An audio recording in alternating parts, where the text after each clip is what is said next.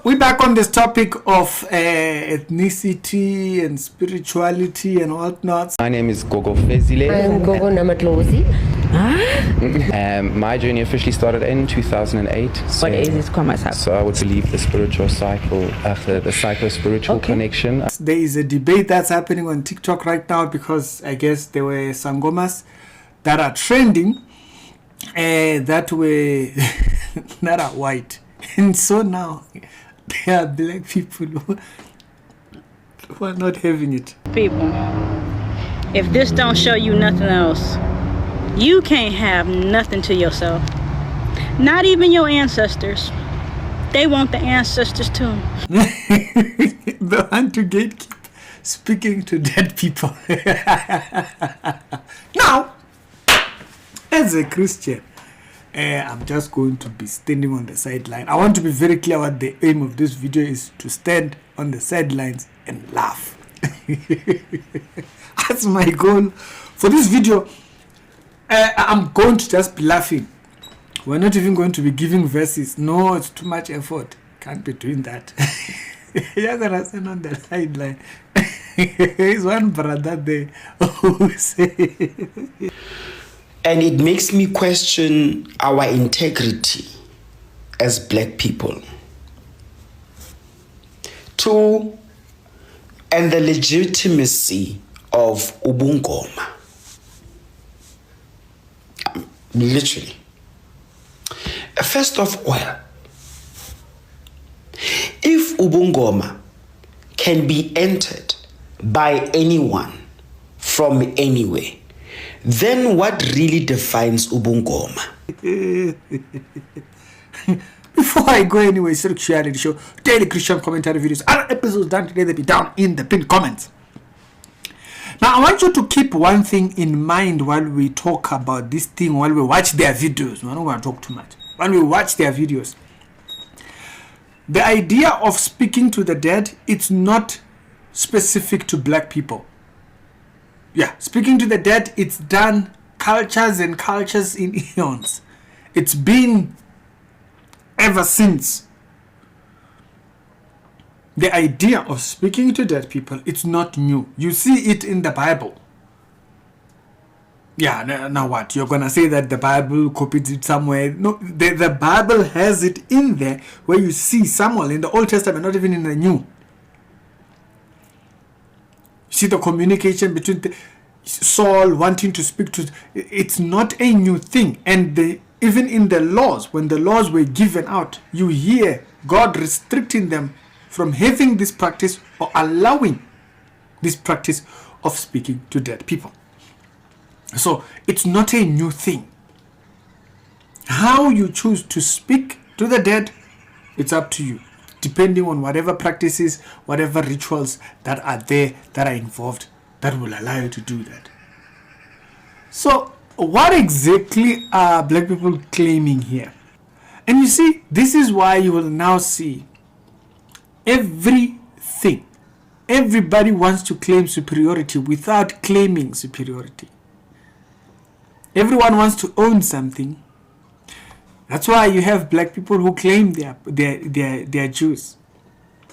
You'll have people claiming that there was a trend. There was a trend of people on YouTube claiming black people invented everything. They invented roads, they invented what? Electricity. They claimed white people stole it. All kinds of claims. Now, this is another one of claiming speaking to dead people is unique to them. Every culture has it. But without further ado, let's watch this video and we'll be back in a second. Okay, so I have watched a few videos on the white Sangoma trend, and I was now watching this lady saying, how can we blame, melanin deducted people versus melanin people? I don't know, that was weird. White people versus black people. How are black gobelas allowing white initiates with open arms, right? Now, I can't speak on behalf of my gubela and the person that initiated me, but I have sat in many consultations myself, and I can speak for myself. And at the end of the day, a calling is a calling is a calling. I did not believe I had ancestors at all. I was told on the Friday, and from the Friday, I moved in on the Tuesday, the next Tuesday. So some people get told years in advance. I was pretty much standing on death's door, my life literally one thread ready to, like, this was my only option, move into Pehluweni. And between the Friday and the Tuesday, the voices started coming. Hey, I started hearing things. There were languages starting being spoken in my ears. The visions, the images, the dreams, it was something unreal, but still I did not believe. Until driving up to Pehluweni, about to be pahlad in, right? Because when you step into Pehluweni, you get dressed, your amahiyas get put down in the ndumba, in front of the ancestors of the house, of the sangoma that's going to initiate you. You are being introduced to those ancestors of the house. And still, I was sitting there and I was thinking, well, this is my only option. I have nothing better to do with my life, whatever. The topic of white sangomas. What really authentically defines ubungoma? Yini kanti ubungoma? If yonke inhlobo can just entarisha, ntas is a two.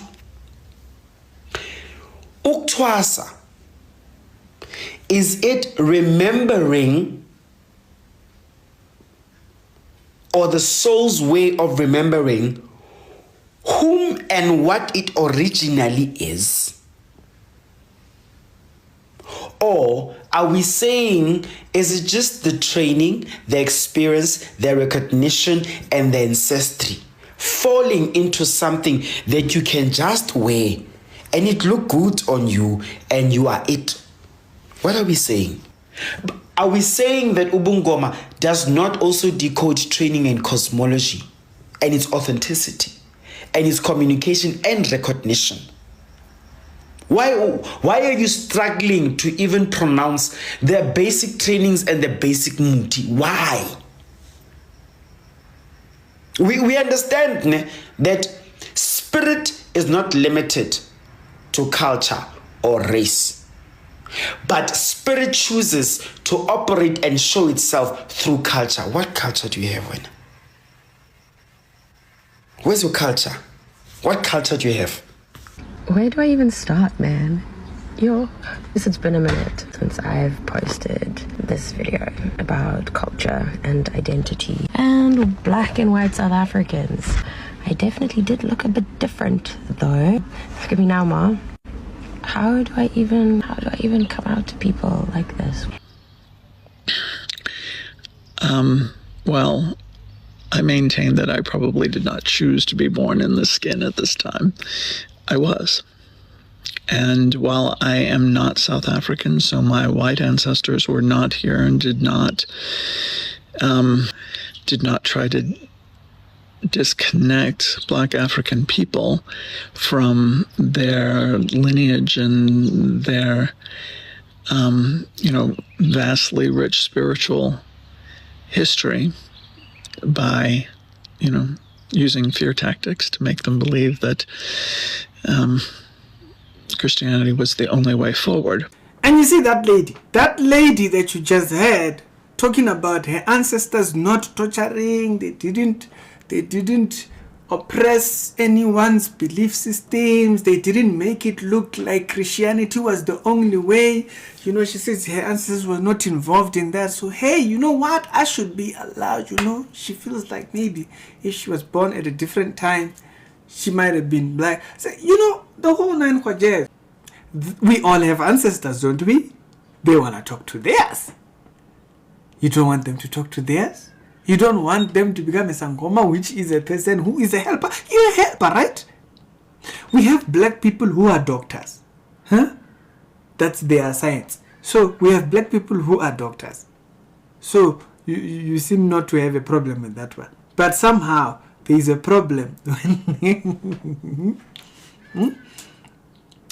The point I want to raise pertaining what she just said right there. She said ancestors were not involved in the oppression of black culture, which might have been African spirituality, and perpetuating the idea that Christianity was the only way. So notice, this is the way the problem is. See there, because a lot of black people have been made to believe, or they've been made to think, Christianity is the white man's religion. So as a result, their religion, their culture is Christianity. So when they push Christianity, they are pushing what they, you've heard Maponga even saying, this is what the white people believe.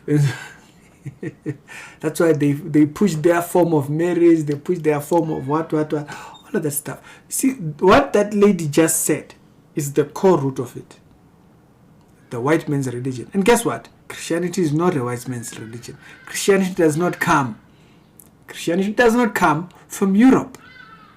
Christianity comes from the Jews that came from Israel.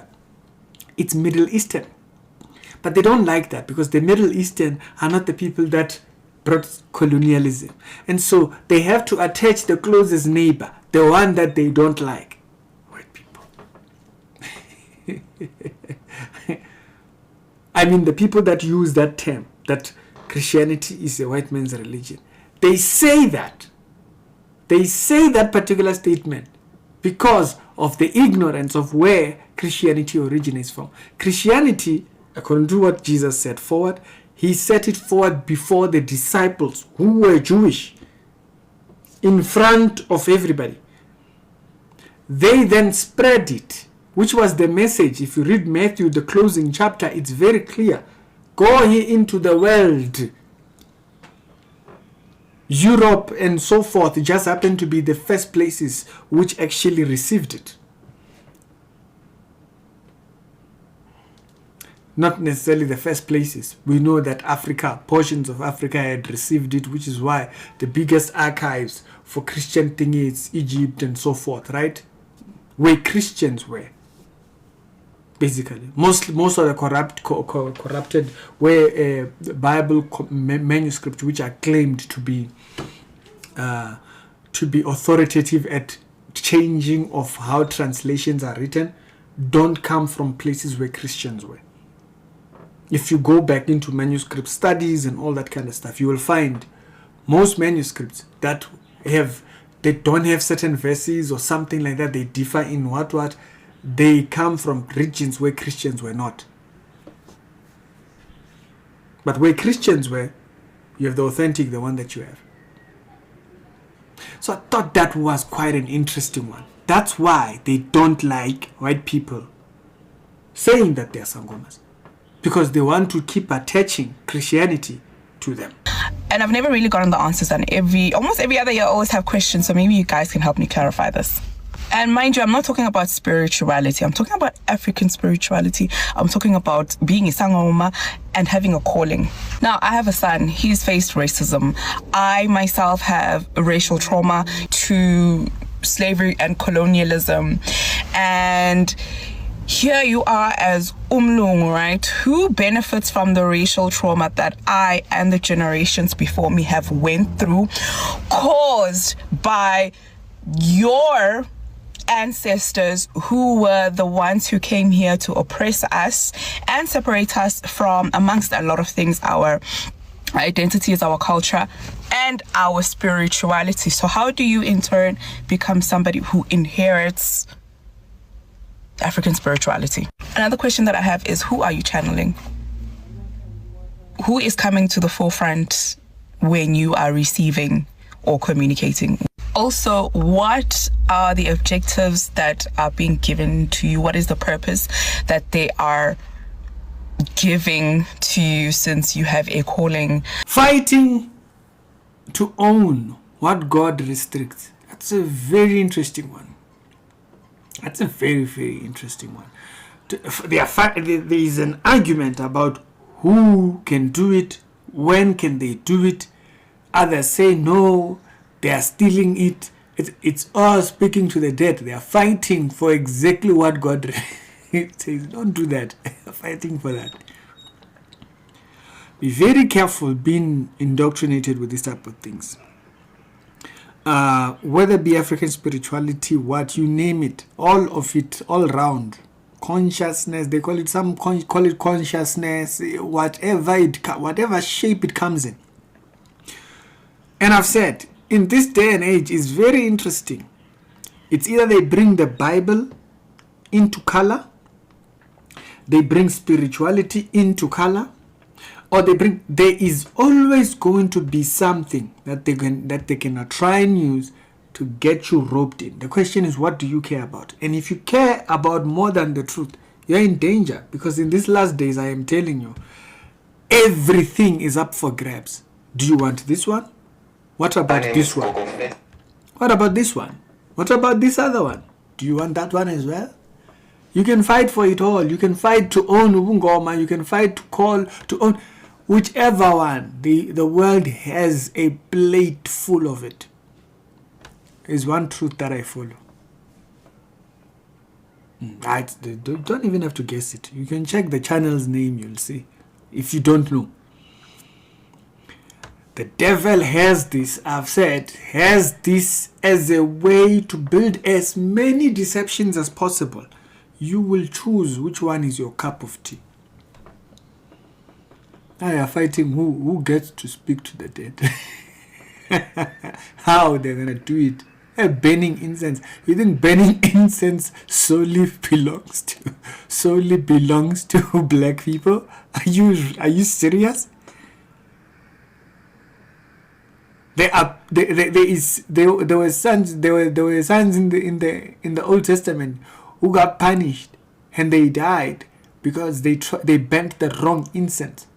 Meaning that the idea of burning incense was not new, or it wasn't solely done by Jews. There's other cultures that did that, and they went and burnt the wrong kind. So it's not new. But we don't need that when the greatest sacrifice has been offered, which is Jesus Christ. And so when you see churches like Catholic Church doing incense, it's heresy. It's heresy. They are taking that from occultism or paganism, let me say, not occultism necessarily. They're taking it from paganism. And the Catholic Church does practice paganism. It's very clear. All these people are fighting for, it's just owning who speaks to the dead. The very thing that goes, don't do that. If you choose the wrong truth to fight, I'm telling you, the world will give you. It will give you full medicine. They have full medicine for you, packed ready to serve. The question is, which one are you going to fall for? You see, now it's becoming very popular. Black people are the Jews, blah, blah, blah, blah, blah. All these lies and hypocrisies. You think the devil is not going to allow you to believe what the truth is? He will feed you something. He will want to feed you something. Be vigilant. For your enemies rolls around, seeking whom he may devour.